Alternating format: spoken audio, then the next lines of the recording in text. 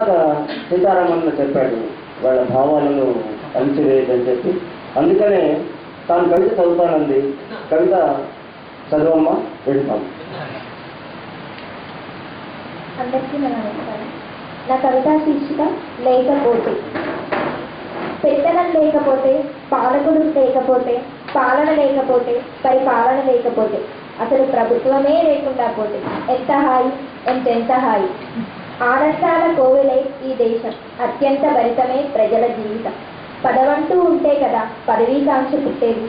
ప్రభుత్వం లేకపోతే అవినీతి ఎక్కడిది? అవినీతి లేకపోతే పథకాలకి బోల్డ్ డబ్బంతా సక్రమంగా ఖర్చయి దేశమంతా క్రమంగా సంపూర్ణంగా 3 పూట్ల భోజనం చేస్తుంటే ఎంత హాయి, ఎంతెంత హాయి. ప్రభుత్వం కనుమరుగైతే కలలు కలలుగా కాకుండా సాకారం చేసుకోవచ్చు. నిరుద్యోగాలుండవు, నిరుపేదలుండవు, పన్నుల వడ్డింపుండదు, ఇన్కమ్ ట్యాక్స్, వ్యాటు, వాయింపులు ఉండవు. జనం చేతిలో 4 రాళ్ళాడుతాయి. భార్యను తీసుకొని వెళ్ళి నెలకోసారైనా సినిమా చూసి రావచ్చు. 5 స్టార్ హోటల్లో తందూరి చికెన్ భోజనం చేయొచ్చు. లేదంటే గర్ల్ ఫ్రెండ్కి సెల్ ఫోన్ కొనివ్వచ్చు. హాయ్ హాయ్, ఎంత హాయి, ఎంతెంత హాయి. పాలికా బజార్లో ఐస్ క్రీమ్ తినొచ్చు. కనీసం పిల్లలకి బడి ఫీజైనా సక్రమంగా కట్టొచ్చు. హాయ్ హాయ్, ఎంత హాయి, ఎంతెంత హాయి. ప్రభుత్వం లేకుంటే, పాలన లేకుంటే, పరిపాలన లేకుంటే. మీ అందరి సమక్షంలో ఈ పాపను మాట్లాడుతున్నాను. ఎంత మాట విన్నాం. లేకపోతేకి లేకుండా పోతేకి ఏమిటి తేడా? ఊరికి అడుగుతున్నాను, నేను పరీక్ష పెట్టట్లేదు. లేకపోతేకి లేకుండా పోతేకి పోయిన బాగుంది. సెల్ ఫోన్ గర్ల్ ఫ్రెండ్కి కొని ఎక్కర్లేదు. గర్ల్ ఫ్రెండ్కి అదే సెల్ ఫోన్ కొనిస్తే మళ్ళీ ఆ బాయ్ ఫ్రెండ్ ఏం చేస్తాడంటే బాస్కెట్ బాల్ బ్యాట్తోని తలకాయ పాల్గొనేస్తాడు. ఇవి చాలా ఉంటాయి. కాబట్టి మీరు సెల్ ఫోన్లు చేయండి. సరే, భర్తతో భార్యను కలిసి పిల్లలతో బిర్యానీ కూడా అక్కర్లేదు. మామూలు ఆహారం తినాలి.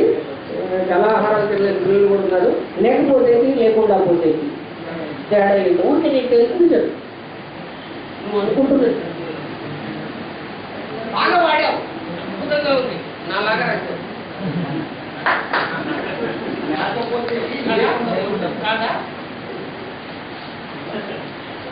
లేకపోతే అంటే అసలు లేకపోవడం, లేకుండా పోతే ఉన్నది, లేకుండా పోతే బాగుంటుంది కదా అనుకో. ఒకటి అంతర్ధానం కావడం, రెండోది లేకుండా ఉండడం. మీ పేరు ఏం చదువుతున్నావు? ఎక్కడి నుంచి వచ్చావు? నా పేరు చదివిపోయిన శ్రీలత. నేను పర్ణశాల నుంచి వచ్చాను. భద్రాచలం కాన్స్టిట్యూన్సీలో ఒక మెంబర్. పాలిటెక్నిక్ 5 years అవుతుంది. ఇప్పుడు మనకు లాంఛనం ఇచ్చినటువంటి రక్షిత సుమ ఇక్కడికి రాలేదు కాబట్టి వారి తండ్రి గారికి కపిల రామ్ కుమార్ గారు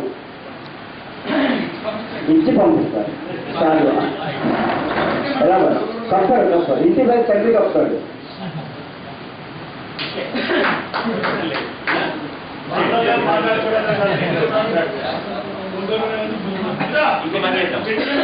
ఒక విషయం అదే పాప ఇప్పుడు రాలేదు. రెండోది నాకు ఇప్పుడు పాప చాలా బాగా పడింది. ఈ సందర్భాన్ని ప్రశ్నిస్తున్న పాపకి